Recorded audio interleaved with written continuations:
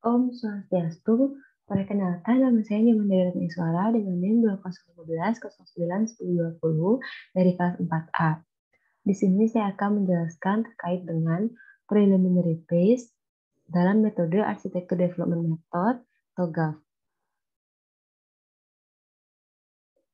Jadi ada 5 topik pembahasan yang akan saya jelaskan, yaitu yang pertama tujuan dari preliminary phase, yang kedua tahapan, yang ketiga input, yang keempat output, dan yang kelima pendekatan. Baik, langsung saja kita masuk ke topik yang pertama, yaitu tujuan. Sebelum kita masuk ke tujuan dari preliminary phase, kita perlu mengetahui apa itu preliminary phase. Jadi, preliminary phase ini merupakan tahap awal yang menggambarkan persiapan dan inisiasi kegiatan di dalam proses perancangan enterprise arsitektur. Terlihat pada gambar bahwa preliminary phase ini merupakan tahap yang paling pertama dilakukan di dalam metode arsitektur development method di dalam TOGAF. Preliminary phase ini mencakup definisi kerangka kerja arsitektur dan definisi prinsip. Pada tahap preliminary phase dilakukan identifikasi prinsip-prinsip arsitektur yang dilihat dari segi bisnis, data, aplikasi, dan teknologi pada organisasi. Prinsip-prinsip arsitektur yang dihasilkan didefinisikan dalam bentuk prinsip katalog, di mana preliminary phase ini memiliki 2 tujuan, yaitu yang pertama menentukan kemampuan arsitektur yang diinginkan organisasi, di mana di dalamnya terdapat beberapa tujuan, yaitu untuk meninjau tujuan organisasi di dalam menjalankan arsitektur enterprise, yang kedua untuk mengidentifikasi ruang lingkup organisasi, yang ketiga untuk mengidentifikasi kerangka kerja, yang keempat untuk mengidentifikasi dan menetapkan target capability maturity.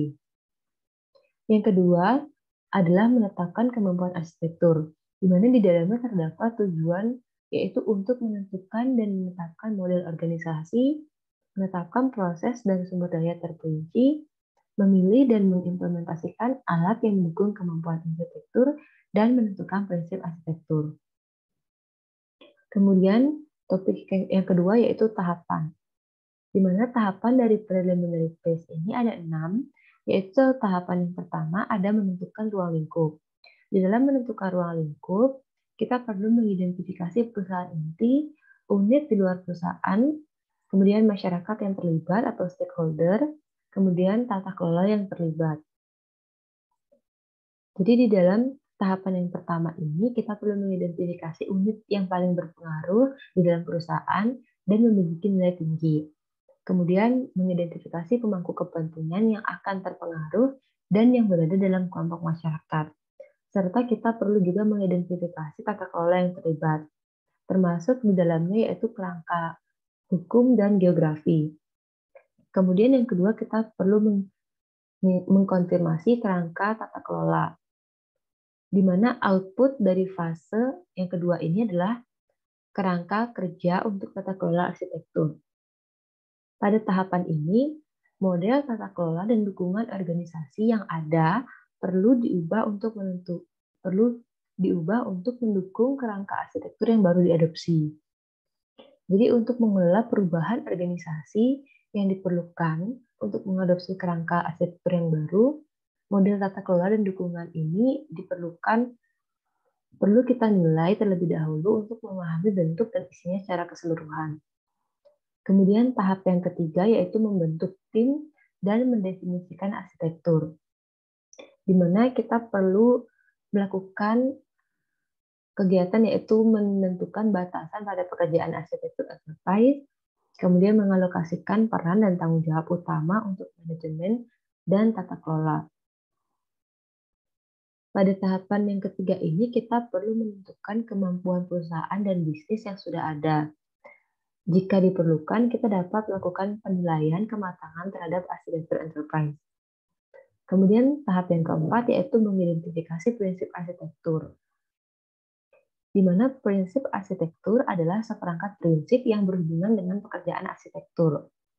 Prinsip arsitektur ini mengatur proses arsitektur, mempengaruhi pengembangan, pemeliharaan, dan penggunaan enterprise arsitektur. Kemudian di tahap yang kelima, kita perlu menyesuaikan kerangka TOGAF. Pada tahap ini, kita perlu menentukan penyesuaian kerangka tugas apa yang kita perlukan, di mana kita perlu mengidentifikasi dan mempertimbangkan beberapa kebutuhan, yaitu yang pertama ada penyesuaian proses. Di dalam TOGAF ADM ini disediakan proses umum untuk menjalankan arsitektur. Penyesuaian proses ini memberikan kita kesempatan untuk menghapus tugas apa yang sudah dilakukan di tempat lain dalam organisasi. Kemudian penyesuaian proses ini juga dapat memberikan kita kesempatan untuk menambahkan tugas khusus organisasi dan menyelaraskan proses ADM ke kerangka kerja proses eksternal. Kemudian kebutuhan yang perlu dipertimbangkan yang nomor 2 yaitu penyesuaian konten, di mana kita menggunakan kerangka konten arsitektur TOGAF sebagai dasar. Penyesuaian struktur konten dan pendekatan klasifikasi memungkinkan adopsi kerangka kerja konten pihak ketiga, dan juga memungkinkan penyesuaian kerangka kerja untuk mendukung persyaratan khusus organisasi.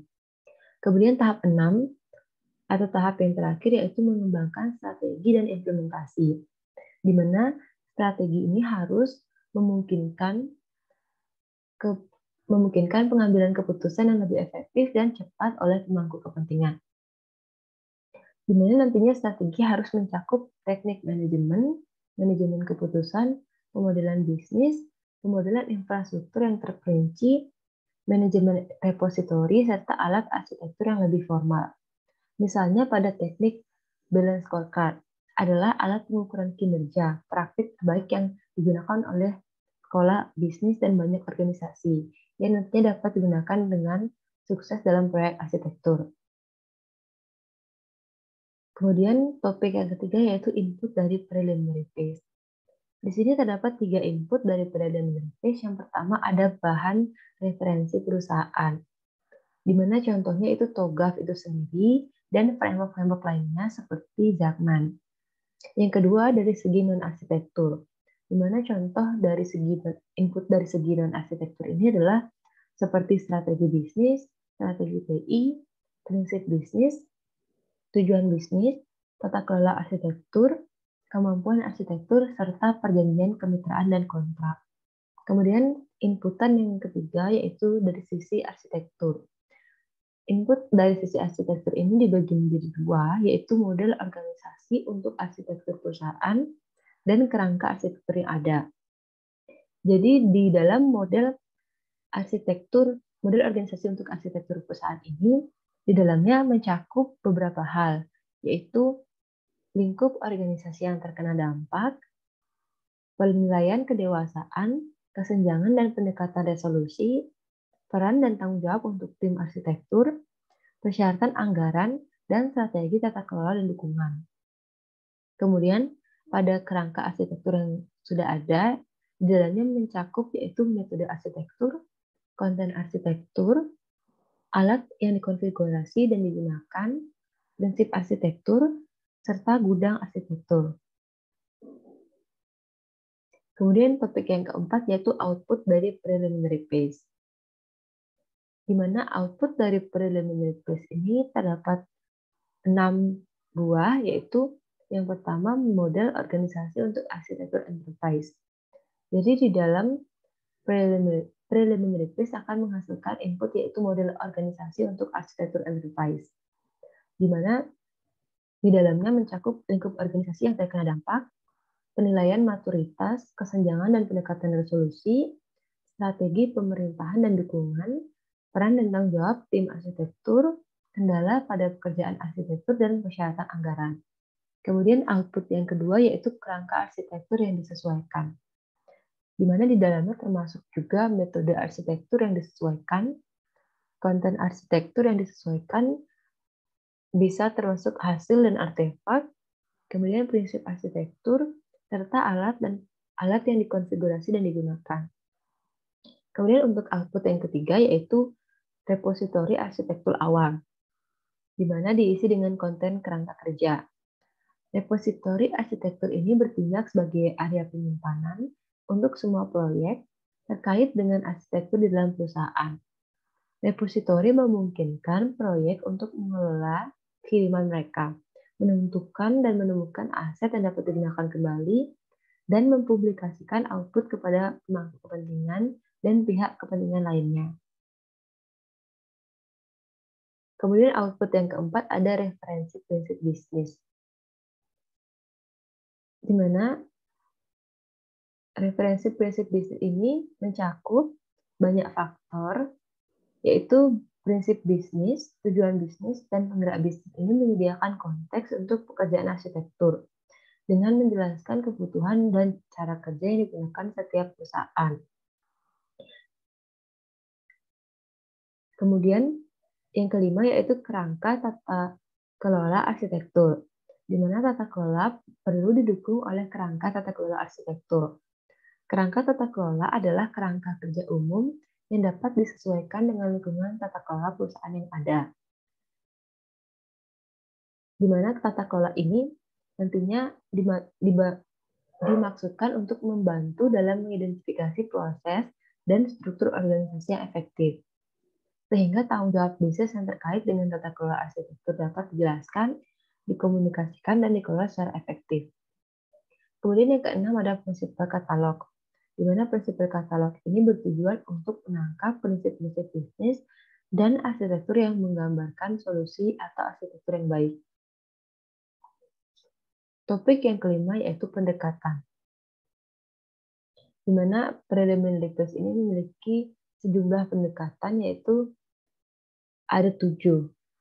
Preliminary phase ini adalah tentang mendefinisikan di mana, apa, mengapa, siapa, dan bagaimana kita melakukan arsitektur di perusahaan yang bersangkutan. Jadi, di dalam pendekatan arsitektur ini kita mendefinisikan apa atau what, yaitu kita mendefinisikan ruang lingkup dari sebuah organisasi yang kita miliki. Kemudian ada who atau siapa, di mana di sini menjelaskan terkait siapa yang akan memodelkannya. Siapa orang yang bertanggung jawab untuk mengerjakan arsitektur tersebut, di mana mereka akan dialokasikan dan bagaimana peranan mereka. Kemudian ada bagaimana atau how, bagaimana mengembangkan arsitektur enterprise, menentukan framework dan metode apa yang akan digunakan untuk menangkap informasi. Kemudian ada when, adalah kapan tanggal penyelesaian arsitektur tersebut. Kemudian yang kelima ada why, yaitu mengapa. Di sini menjelaskan terkait mengapa arsitektur ini dibangun.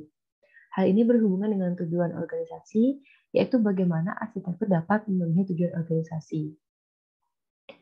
Kemudian di dalam preliminary phase juga terdapat beberapa pendekatan, yaitu yang pertama mendefinisikan perusahaan. Yang kedua, mengidentifikasi pendorong dan elemen kunci di dalam konteks organisasi. Yang ketiga, mendefinisikan persyaratan untuk pekerjaan arsitektur. Yang keempat, mendefinisikan prinsip arsitektur yang akan menginformasikan pekerjaan arsitektur apapun. Yang kelima, menentukan kerangka kerja yang akan digunakan. Yang keenam, mendefinisikan hubungan antara kerangka kerja manajemen. Dan yang terakhir, mengevaluasi kematangan arsitektur perusahaan. Enterprise arsitektur memberikan pandangan strategis top-down dari sebuah organisasi untuk memungkinkan eksekutif, perencana arsitek, dan insinyur mengkoordinasikan, mengintegrasikan, dan melakukan pekerjaan. Kerangka enterprise arsitektur ini menyediakan konteks strategis di mana tim dapat beroperasi. Berikut referensi dari materi-materi yang saya gunakan, yaitu ada dari Murti, yaitu dengan judul Perencanaan Enterprise Arsitektur, kemudian ada TOGAF Standard Version, dan dari Ujwal dengan judul Preliminary Phase pada TOGAF 9. Berikut penjelasan terkait dengan Preliminary Phase pada TOGAF, yaitu pada metode Arsitektur Development Method yang dapat saya jelaskan. Akhir kata, saya ucapkan terima kasih dan mohon maaf apabila ada kesalahan kata yang saya ucapkan. Om Santi Santi Santi.